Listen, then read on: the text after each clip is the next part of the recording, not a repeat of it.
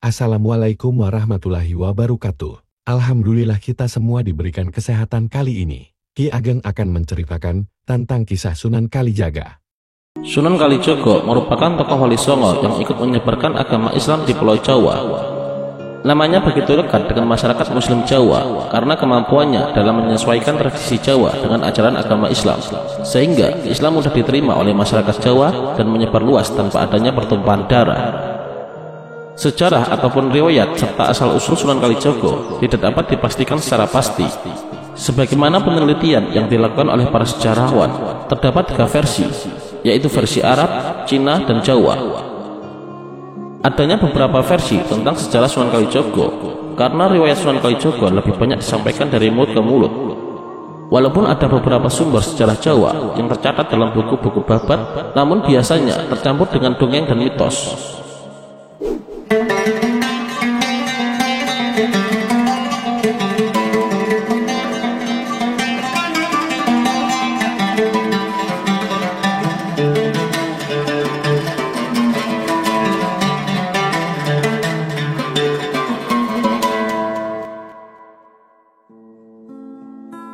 Sunan Kalijaga memiliki nama asli Raden Syahid. Beliau diperkirakan lahir pada tahun 1450 Masehi. Ia merupakan putra dari Adipati Tuban yang bernama Temenggung Wilatikta atau Raden Sahur, sedangkan ibunya bernama Dewi Nawangrum. Ayah Sunan Kalijaga, yaitu Temenggung Wilatikta, merupakan keturunan dari pemberontak legendaris Majapahit, yaitu Ronggolawe. Pendapat lain mengatakan bahwa Wilatikta merupakan keturunan masyarakat Arab yang memiliki silsilah hingga Abbas bin Abdul Muttalib, yaitu paman Nabi Muhammad SAW. Hal ini berdasarkan penelitian Agus Sunyoto yang menelaah keterangan yang terdapat dalam Babat Tuban.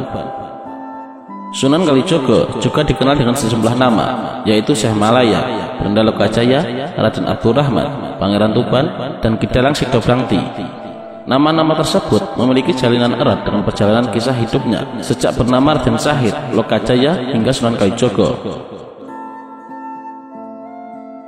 Berdasarkan riwayat masyhur bahwa Adipati Arya Wilatikta sudah memeluk agama Islam sejak sebelum lahirnya Raden Syahid. Meskipun seorang muslim, ia dikenal sangat kejam dan sangat takut kepada pemerintah pusat Majapahit yang menganut ajaran agama Hindu. Ia menetapkan pajak tinggi kepada rakyatnya. Sedangkan Raden Syahid muda yang mengetahuinya tidak setuju dengan kebijakan ayahnya, sehingga Raden Syahid sering menanggang pada kebijakan-kebijakan ayahnya yang berdasarkan pada kebijakan kerajaan Majapahit. Sunan Kalijaga memiliki 2 orang istri. Yang pertama adalah Dewi Saro binti Maulana Ishak, dan yang kedua bernama Dewi Sarokah atau Siti Zainab binti Sunan Gunung Jati. Jadi, istri Sunan Kalijaga yang pertama adalah saudara kandung dari Raden Paku atau Sunan Giri. Dengan istri pertama, yakni Dewi Saro, Sunan Kalijaga memiliki 3 orang anak, yaitu Raden Umar Syahid atau Sunan Muria, Dewi Rokoyah, dan Dewi Sofiah. Kemudian, dengan istrinya yang kedua, yakni Dewi Sarokah, memiliki 5 orang anak, yaitu Kanjeng Ratu Pembayun, Nyai Ageng Penenggak, Sunan Hadi, Raden Abdurrahman, dan Nyai Ageng Ngerang. Sunan Kalijaga termasuk seseorang yang dianugerahi umur panjang oleh Allah SWT, karena diperkirakan Sunan Kalijaga sudah lahir pada era akhir kerajaan Majapahit yang runtuh pada tahun 1478 Masehi, kemudian pada era Kesultanan Demak antara tahun 1478 sampai 1546 Masehi, kemudian pada masa Kesultanan Pajang tahun 1560 sampai 1580, dan pada awal kerajaan Mataram Islam. Kalau ditinjau dari peranannya Sunan Kalijaga dalam pengangkatan Penembahan Senopati menjadi Sultan Mataram, berarti usia Sunan Kalijaga mencapai 140 tahun.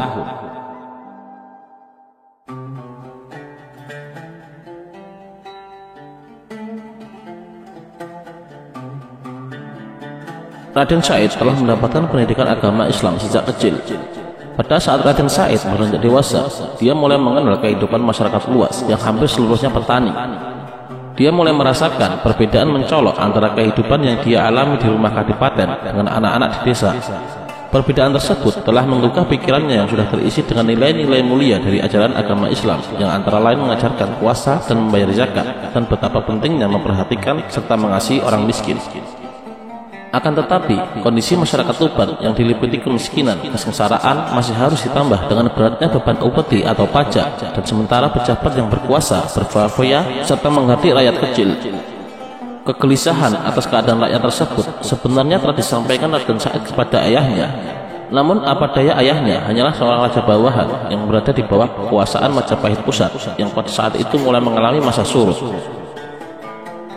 Hingga pada akhirnya rasa simpati Raden Said kepada rakyat tersebut mengakibatkan jiwanya berontak dan berujung pada aksi nekat berupa pencurian bahan makanan di gudang Kadipaten. Raden Said mencuri makanan dari dalam gudang secara diam-diam dan secara diam-diam pula membagikannya kepada rakyat miskin yang saat itu dalam keadaan kelaparan akibat kemarau panjang. Namun lewat intaian penjaga Kadipaten, lama-kelamaan Raden Said tertangkap. Karena tindakannya tersebut, ayahnya kemudian menggelar sidang untuk mengadili Raden Said dan menanyakan alasan dari perbuatannya. Kesempatan itu tidak disia-siakan oleh Raden Said untuk mengatakan alasan pada ayahnya.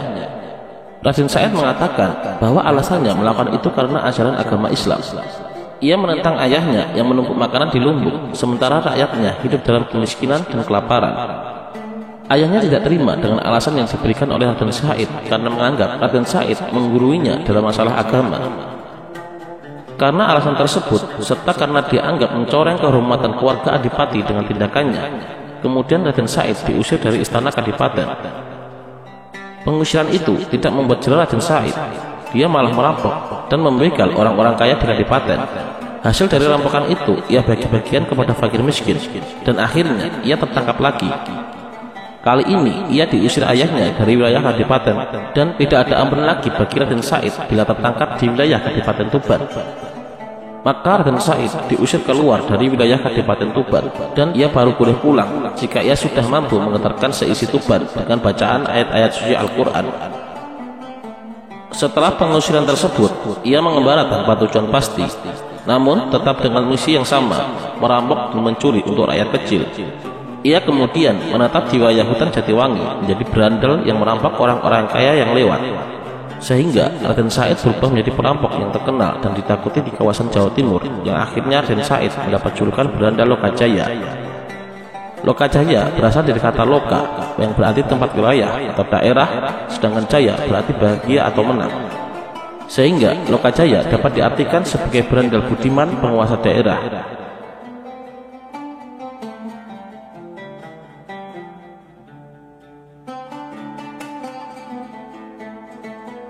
Pada suatu ketika, Raden Said bertemu dengan seorang kakek yang berada di suatu hutan.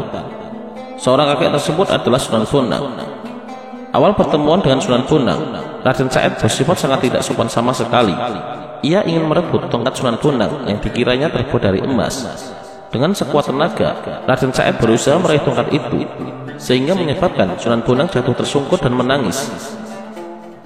Sunan Bonang akhirnya berusaha bangun berdiri, sedangkan Raden Said mengamati tongkat itu dan sadar bahwa tongkat itu hanyalah tongkat biasa yang tidak terbuat dari emas. Usai bangun, Sunan Bonang memberikan beberapa nasihat kepada Raden Said. Salah satu nasihat yang menyentuh Raden Said adalah tentang perbuatan mencurinya selama ini. Perbuatan itu Sunan Bonang ibaratkan dengan mencuci pakaian kotor menggunakan air kencing, yang hanya akan menambah kotor dan bau pakaian tersebut. Raden Said pun tercekat mendengar ucapan Sunan Bonang dan semakin terpakau dengan karomah kewalian Sunan Bonang yang ditunjukkan dengan mengubah sebuah pohon aren menjadi pohon emas. Karena penasaran dan kagum, Raden Said memanjat pohon aren itu. Namun ketika hendak mengambil buahnya, tiba-tiba pohon aren itu merontok mengenai kepalanya dan akhirnya beliau jatuh ke tanah dan pingsan. Ketika sadar, ia mendapati bahwa buah aren tersebut telah berubah kembali seperti asalnya. Setelah menyadari kesalahan dan melihat ilmu yang dimiliki oleh Sunan Bonang, Sunan Kalijogo pun ingin berguru kepadanya. Tetapi Sunan Bonang tidak begitu saja menerima Sunan Kalijogo sebagai muridnya. Sunan Bonang memberikan syarat kepada Raden Said harus menjaga tongkat Sunan Bonang yang ditancapkan di tepi sungai atau kali sampai Sunan Bonang datang kembali untuk mengambilnya. Karena tekad Raden Said yang sangat kuat untuk berguru kepada Sunan Bonang, maka Raden Said pun menyanggupi permintaan Sunan Bonang. Selang 3 tahun, Sunan Bonang kembali ke sungai tersebut untuk mengambil tongkatnya dan melihat Raden Said masih setia menunggu tongkat itu di pinggir kali. Peristiwa inilah yang melatar belakangi asal mula gelar Raden Said menjadi Sunan Kalijogo. Kali yang berarti sungai dan Jogo yang berarti menjaga. Setelah itu, Raden Said lalu diberi pakaian baru dan diberi pelajaran agama Islam oleh Sunan Bonang. Namun, cerita pemberian gelar Kalijogo tersebut banyak diragukan oleh para sejarawan dan ulama yang berpaham salah karena tidak masuk akal dan bertentangan dengan ilmu syariat. Versi lain mengatakan bahwa Kalijogo oleh sebagian masyarakat Cirebon diyakini sebagai nama sebuah desa yang ada di Cirebon. Pada saat itu, Kalijogo berada di desa tersebut. Ia sering berendam di sungai atau di kali, sehingga namanya dilagatkan menjadi Sunan Kalijogo menurut kebiasaannya, yaitu Sunan yang sering berendam di sebuah kali yang bernama Desa Kalijogo. Setelah dianggap selesai mengalami penyucian diri dan bangunnya kesadaran ruh, Sunan Bonang menggembleng muridnya itu dengan ilmu-ilmu syariat ajaran agama Islam. Dianjurkannya juga oleh Sunan Bonang agar Raden Said atau Sunan Kalijogo berguru kepada para wali sepuh, yaitu Sunan Ampel di Surabaya dan Sunan Giri di Gresik. Raden Said yang kemudian disebut Sunan Kalijogo sangat gigih berdakwah hingga sampai ke Semenanjung Malaya dan Patani Thailand, sehingga dia juga diberi gelar dengan sebutan Syekh Malaya.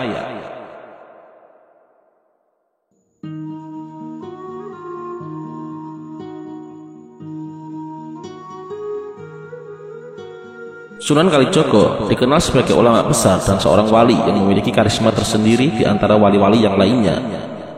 Caranya berdakwah sangat luwes. Rakyat Jawa yang pada waktu itu masih banyak menganut kepercayaan lama, tidak ditentang adat istiadatnya. Beliau mendekati rakyat yang masih awam itu dengan cara yang halus. Bahkan dalam berpakaian, beliau tidak memakai jubah, sehingga rakyat tidak merasa angker dan mau menerima kedatangannya dengan senang hati. Pakaian yang dikenakan sehari-hari adalah pakaian adat Jawa yang didesain dan disempurnakan sendiri secara Islami. Pendiriannya adalah rakyat dibuat senang dulu, diribut simpatinya, sehingga mau menerima agama Islam atau mau mendekat kepada para ulama. Sesudah itu, barulah mereka diberi pengertian Islam yang sesungguhnya dan dianjurkan membuang adat istiadat yang bertentangan dengan agama Islam. Di antara metode dakwah yang dilakukan oleh Sunan Kalijogo adalah sebagai berikut. Dalam bentuk sebuah ide, dakwah Islam dengan pemanfaatan kebudayaan dalam bentuk ide oleh Sunan Kalijogo adalah dengan memanfaatkan lakon wayang kulit. Lakon wayang kulit yang sebelumnya bersumber pada pakem cerita Ramayana dan Mahabharata untuk kepentingan dakwah, maka Sunan Kalijogo kemudian memberi warna Islam dengan menambahkan lakon-lakon baru serta memasukkan inti ajaran agama Islam berupa tauhid, sehingga muncul lakon-lakon pewayangan seperti Jimat Kalimasodo yang merupakan inti dari kalimat syahadat. Selain itu juga munculnya tokoh-tokoh baru pewayangan yang disebut dengan Punokawan. Pemanfaatan kebudayaan dalam bentuk ide lainnya dapat dijumpai pada makna-makna yang terkandung dalam suluk, seperti Kidung Rumekso Ing Wengi dan Dadang Gulo. Kidung Rumekso Ing Wengi merupakan sebuah tembang yang melambangkan pengharapan di malam hari agar senantiasa terjaga dari segala bentuk pengaruh-pengaruh negatif. Ini adalah salah satu perwujudan doa yang sama halnya doa dalam Islam pada umumnya, namun disusun dengan bahasa Jawa agar lebih dapat diterima dengan alam pikiran masyarakat Jawa. Bagi masyarakat Jawa sendiri tidak mudah mengucapkan dan memahami doa dalam bahasa Arab. Oleh karenanya, Sunan Kalijogo menyusun doa Kidung Rumekso Ing Wengi dalam bahasa Jawa. Kemudian tembang Dadang Gulo merupakan tembang yang berisi nasihat atau wejangan yang tersimpul di dalamnya. Pesan ini menunjukkan bahwa manusia hidup di dunia hanya sementara, karena suatu saat nanti pasti akan kembali kepada Sang Pencipta. Dalam bentuk laku atau aktivitas, pemanfaatan kebudayaan merupakan salah satu bentuk aktivitas dalam syiar agama Islam yang digunakan oleh Sunan Kalijogo. Aktivitas kebudayaan tersebut berupa upacara-upacara seperti gerebek, tembang-tembang Jawa seperti ilir-ilir, gundul-gundul pacul, dan celamatan atau kenduri. Sebagian upacara-upacara adat tersebut sudah menjadi kebiasaan masyarakat Jawa sejak zaman Hindu dan Buddha. Kemudian untuk kepentingan dakwah, kebudayaan ini tetap dilestarikan dan dimasukkannya unsur-unsur Islam. Setelah mendapat pengaruh ajaran agama Islam, bacaan-bacaan yang sebelumnya menggunakan bacaan yang berasal dari agama Hindu ataupun Buddha mengalami perubahan dengan dipakainya bacaan-bacaan yang berasal dari Al-Quran. Dan pemberian makanan pada saat acara tersebut bisa dipakai untuk kepentingan sedekah dalam ajaran agama Islam. Pemanfaatan budaya dalam bentuk materi. Selain dalam bentuk ide dan aktivitas, Sunan Kalijogo juga memanfaatkan kebudayaan dalam bentuk materi atau fisik untuk sarana dakwah. Di antaranya adalah tata kota dan bentuk fisik wayang.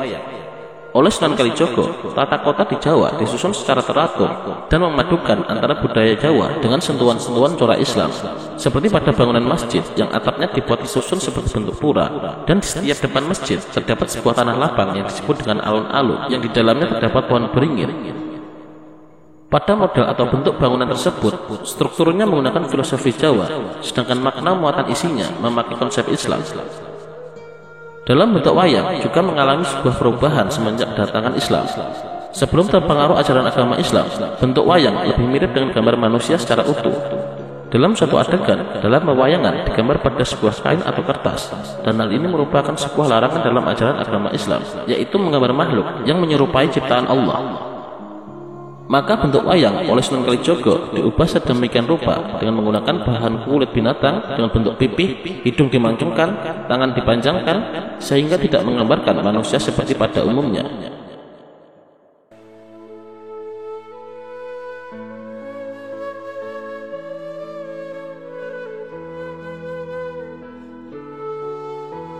Berdasarkan riwayat yang masyhur mengisahkan bahwa masa hidup Sunan Kalijogo diperkirakan mencapai lebih dari 100 tahun.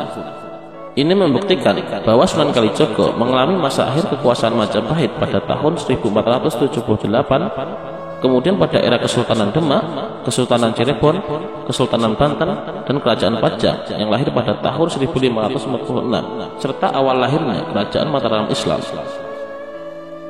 Ketika beliau wafat, beliau dimakamkan di desa Kadilangu dekat kota Demak. Makamnya hingga saat ini masih ramai diziarahi oleh orang-orang dari seluruh Indonesia. Semoga kita dapat meneladani Sunan Kalijogo dalam berdakwah secara lemah lembut dan penuh toleransi yang tanpa merusak akidah dan keimanan kita. Dan semoga Allah menempatkan beliau di tempat yang terbaik di sisinya. Amin.